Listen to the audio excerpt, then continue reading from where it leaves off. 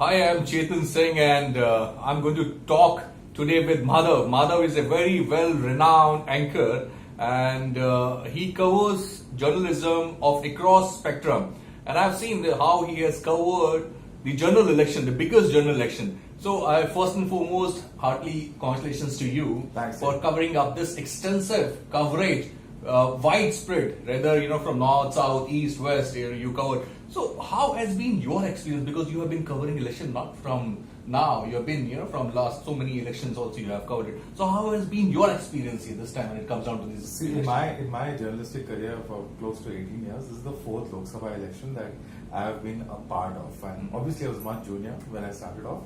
And the one thing that I'll just tell you is very different from covering, say for instance, an assembly election, because the number of people are limited, issues are limited, geography is limited. The 543 constituencies are all so diverse across phases. You have high mountain peaks where there's snow. Correct. You have thick forests where people walk through the forest for days. Absolutely. One way to take the EVM and then days to come back. You have Naxal infested areas. You have terrorist areas. You have coastal zones. Correct. You have places where there are rivers. So it's such a spread of regions, of religions, of cultures, of languages that makes predicting what will happen in Lok Sabha election that much more challenging. And I suppose that's the fun of covering a Lok Sabha election. In fact, I've seen you at West Bengal. You were doing the ground reporting and the way the car was also attacked. You with some reporters.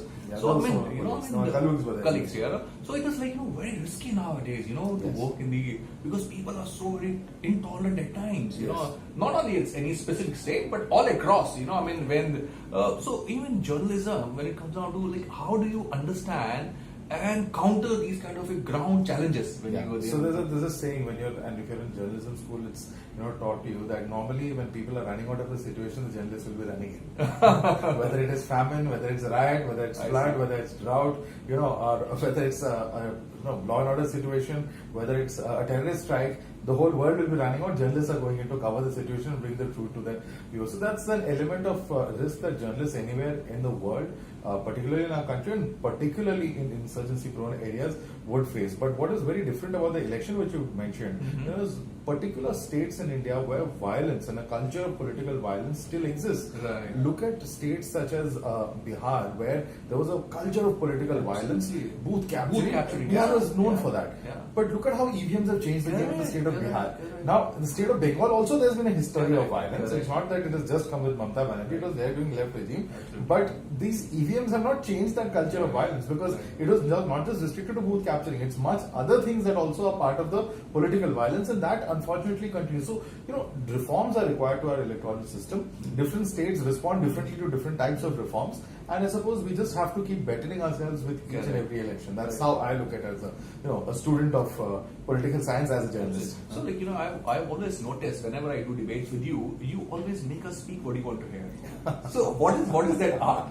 What message would you like to give it to the young students who are looking forward to they want to get into the media industry, and especially you got a great youth fan following. So what kind of key advice would you like to give? I don't think there's any other thing than actually reading up and being aware of the facts. I suppose if you know the facts, can you actually lead debate. Right. So being well informed is the most important part of being any part of a reporter or a journalist or being in the media. That is point number one. Point number two is that unless you know what is actually happening, how will you be able to inform others about what opinion to take or what the facts of a particular case are?